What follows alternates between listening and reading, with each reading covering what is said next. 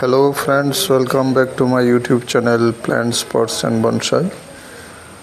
আমি প্রণব আজ একটি প্রেমনা মাইক্রোফাইলার চারার দিয়ে একটি বনসাই শুরু করব। এটি এক বছর আগে আমি একটি কাটিং থেকে গ্রো করেছিলাম। একটি ছোট গ্রো ব্যাগের মধ্যে রেখেছিলাম। গাছটি এখন অনেকগুলি ডালপালা মেলেছে এবং এর রুট সিস্টেমও তৈরি হয়ে গেছে। তাই এই চারাটি দিয়ে একটি প্রেমনার বনসাই আমি শুরু করতে যাচ্ছি। তো দেখুন একটি প্রেমনার চারা দিয়ে কীভাবে আমি একটি বনসাই তৈরি করার যাত্রা শুরু করছি। এটা প্রথম ধাপের কাজ। আমি চারাটিকে গ্রো ব্যাগ থেকে বের করে এর মাটি ছাড়িয়ে নিয়েছি রুট বল থেকে। অনেকগুলি সুন্দর রুট ডেভেলপ হয়েছে। তো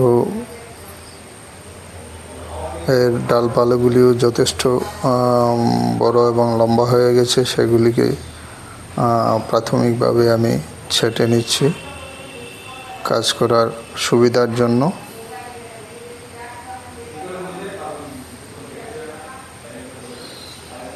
এখন এর অপ্রয়োজনীয় মোটা মূলগুলিকে আমি কেটে ছেঁটে বাদ দিয়ে দিচ্ছি। সরু মূলগুলি আমি রেখে দেব এবং যে অপেক্ষাকৃত মোটা রুটগুলি সেগুলিকে আমি কেটে বাদ দিয়ে দিচ্ছি। অর্থাৎ রুট বলটাকে আমি আমার মতো করে সাজিয়ে নিচ্ছি যেন পরবর্তী সময় এর থেকে সুন্দর একটি রুট সিস্টেম এবং একটি সুন্দর পৃষ্ঠমূল তৈরি হয়, নেবারি যেন পেতে পারি। সেজন্য আমি এর রুট বলটাকে একটু কেটে ছেটে ড্রেসিং করে নিলাম।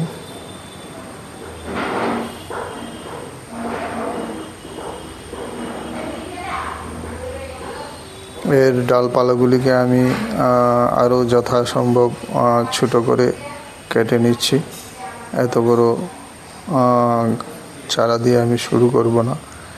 এর টপটা আমি কেটে অনেকটাই ছোট করে নিলাম। এর ডালপালাগুলিকেও আমি ছেটে অনেকটাই ছোট করে নেব।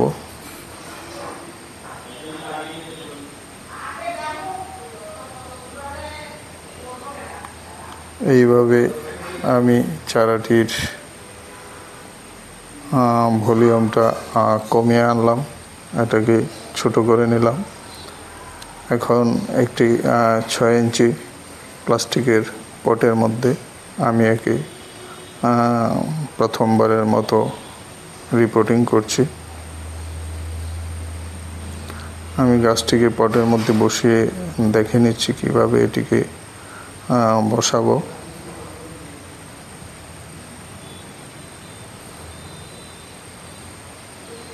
এই নিচের মোটা যে রুটগুলি সেগুলিকে সামান্য কেটে দিয়ে চারাটিকে আমি ঠিকঠাক মতো বসিয়ে দেখে নিচ্ছি। তো এইভাবে চারাটি সহজেই পাত্রের মধ্যে বসে গেছে। তো এটি একটি গোলাকার প্লাস্টিকের টুকরা, একটু ভারী প্লাস্টিকের টুকরো। এই টুকরাটি আমি গাছটিকে যখন বসাবো এর রুট বলের নিচে আমি এটিকে এইভাবে রেখে দেব যেন চারা গাছটির রুটগুলি খাড়াভাবে নিচের দিকে না যেতে পারে, ভার্টিক্যালি যেন বৃদ্ধি না পায়। এগুলি এই প্লাস্টিকের টুকরোটির জন্য চারদিকে ছড়িয়ে যাবে, রেডিয়ালি সেগুলি বড় হবে এবং পরবর্তী সময় এর থেকে একটি সুন্দর রুট বল তথা পৃষ্ঠমূল এবং বা সারফেস রুট সৃষ্টি হবে। তো আমি এর মূলগুলিকে চারদিকে ভালোভাবে সাজিয়ে দিলাম রেডিয়ালি, যেন চারদিকে সুন্দরভাবে ছড়ানো থাকে। তো এইভাবে আমি গাছটিকে বসিয়ে নিলাম। এর মূলগুলিকে আমি চারদিকে ছড়িয়ে দিলাম এবং নিচে একটি প্লাস্টিকের টুকরো দিয়ে দিয়েছি, যেন কোনো সিঙ্গেল মোটা রুট তৈরি হতে না পারে এবং রুটগুলি যেন রেডিয়ালি চারদিকে ছড়িয়ে বৃদ্ধি পায়।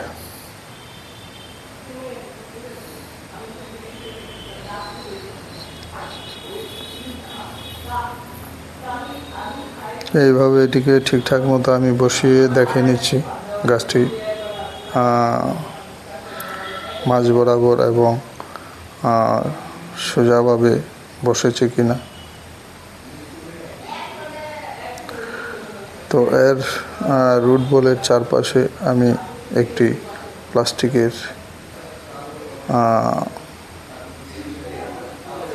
একটি অপেক্ষাকৃত পট থেকে আরও উঁচু করে একটি ব্যান্ড আমি পরিয়ে দিচ্ছি এর রুট বলের চারপাশে।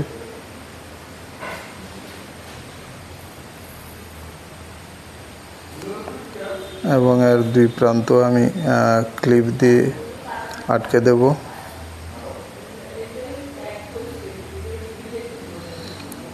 যেন খুলে ছড়িয়ে যেতে না পারে।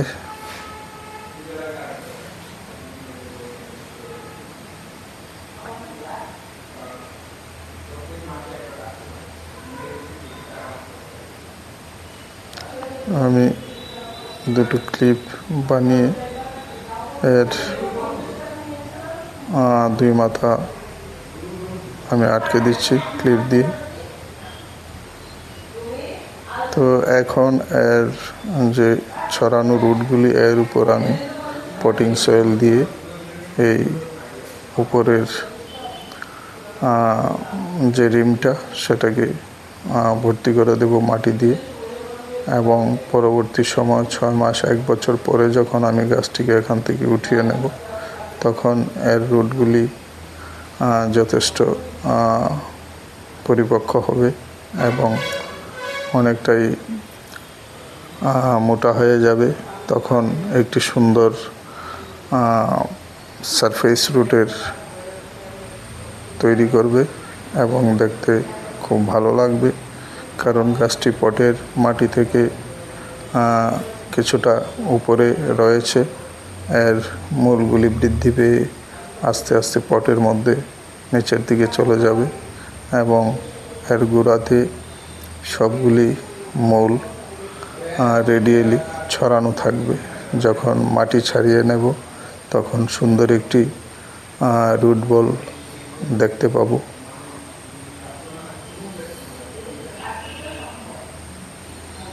আমি এটিকে মাটি দিয়ে ভরাট করে দিচ্ছি।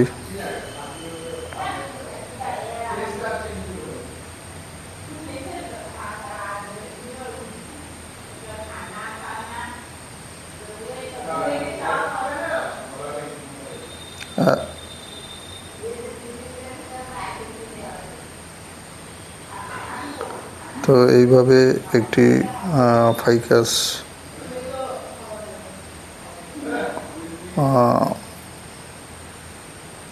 মাইক্রোফাইলা দিয়ে আমি একটি বনসাই তৈরি করার প্রথম ধাপের কাজ শুরু করলাম।